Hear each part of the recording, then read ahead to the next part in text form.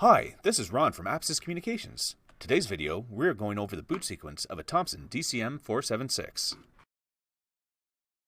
Step 1. You need to have the coaxial cable plugged into the back of the modem. When you plug in the electricity, the power light will come on. The modem will sit with only one light on briefly. Then the three adjacent to it will flash for roughly 10 seconds as it powers on. Next, the modem starts listening for a signal from Apsis. The DS, or downstream light, flashes as the modem is downstream from Apsis in the chain of the internet.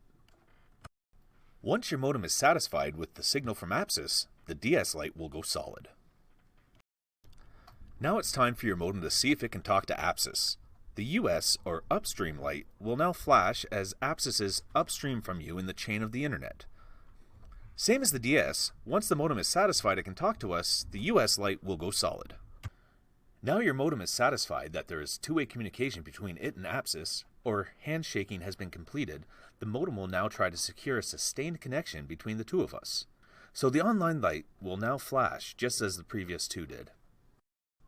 After the online light goes solid, the lights are going to do a Kit from Knight Rider impression and scroll back and forth. Then, the DS light will go solid for a few seconds. If all goes well, they will almost all come back on. The power green, the next three blue. The link light will only light up if you have something plugged into the Ethernet port on the back of the modem. If all of these steps have taken place, and your modem now looks like it does in the picture, your modem is online. If you are an active customer, you should now have internet. If you're waiting for an installation, you no longer have to wait. Call Apsis as soon as possible at 289-723-0226 and tell them you did a self-install, and you no longer have to wait for a technician. Thank you so much for watching today. If you have any questions, please call us. And check out our other videos for more information about your Apsis Internet.